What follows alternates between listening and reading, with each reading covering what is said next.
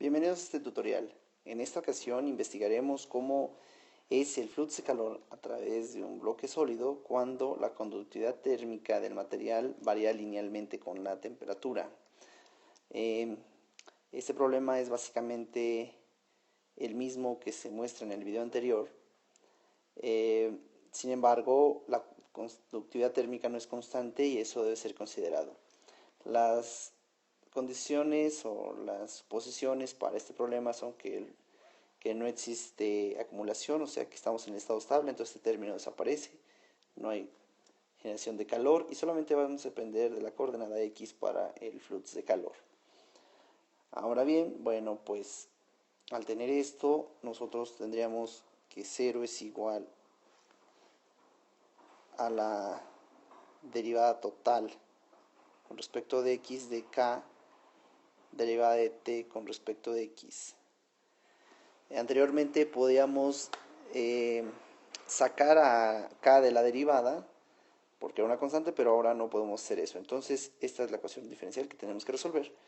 Y las condiciones de frontera siguen siendo exactamente las mismas que en el problema anterior. En x igual a 0, la temperatura es T1 y para la condición de frontera número 2, en x igual a L, la temperatura es igual a temperatura 2.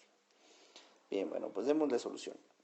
Ahora, lo que tenemos es que si nosotros integramos por primera vez, ya no voy a desarrollar a tanto a detalle esta integral, esto ya lo dijimos en el video anterior, lo que vamos a tener es k derivada de t con respecto de x, a la hora de integrar la primera vez, tendríamos igual a una constante C1. ¿Ok?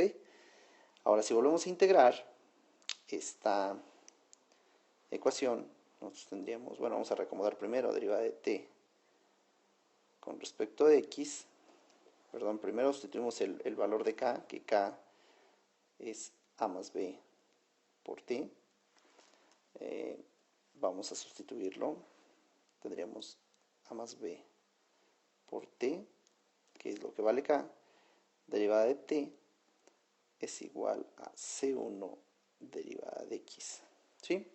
Bueno, vamos a volver a integrar esto y tendríamos entonces a por t más b sobre 2t cuadrada es igual a c1 por x más una constante de integración 2.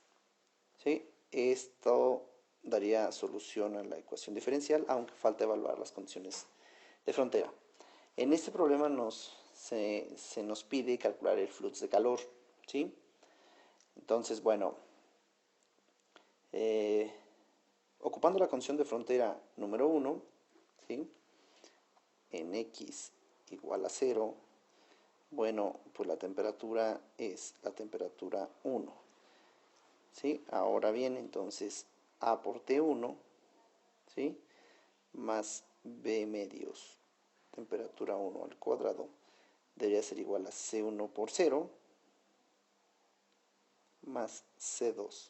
Estamos de acuerdo que el término se va y entonces automáticamente sabemos cuánto vale la constante 2. La constante 2 sería a por T1 más B medios T1 al cuadrado. Este sería el valor de la constante de integración número 2. Ahora, ocupando la condición de frontera 2 en x igual a L, la temperatura de la placa es temperatura 2. Entonces, sustituyendo en la ecuación que se ve arriba, sería A por T2 más B entre 2 T2 al cuadrado sería igual a la constante 1 por L, que es la condición ahorita para x, más C2, pero C2 es A por T1 más B entre 2 por T1 al cuadrado. Ahora vamos a despejar a C1, ¿sí? Y lo que tenemos es C1 por L es igual a tener A por T2 más B2 por T2 al cuadrado. Y estos términos que están aquí sumando los voy a pasar restando del otro lado. Menos a T1 menos B medios de T1 al cuadrado. Entonces, factorizando los factores comunes, C1 por L será igual a tener A por T2 menos T1, ¿sí? O cuando este y este término. Y luego tendríamos más B medios de T2 al cuadrado menos T1 al cuadrado, con los términos que restaban. Ahora bien, si paso despejando L, lo que tengo es C1 es igual a entre L, T2 menos T1,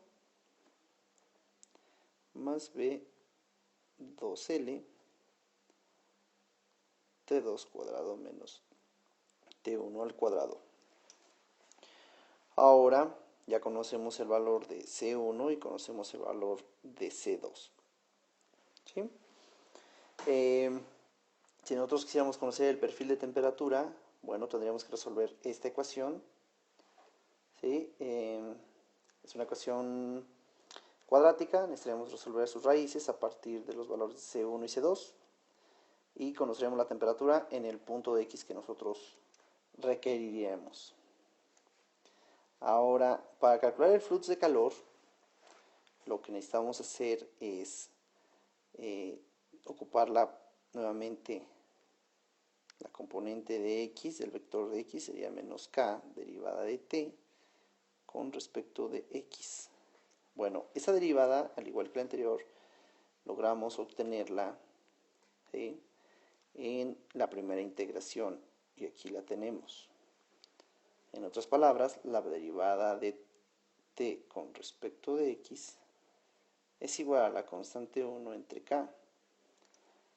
Esta ecuación nos va a servir para calcular el flujo de calor. De tal manera que el flujo de calor sería menos K por la derivada de T, pero ya platicamos que es C1 entre K. Ahora bien, nos damos cuenta que las constantes K se van a cancelar y entonces tendríamos que el flujo de calor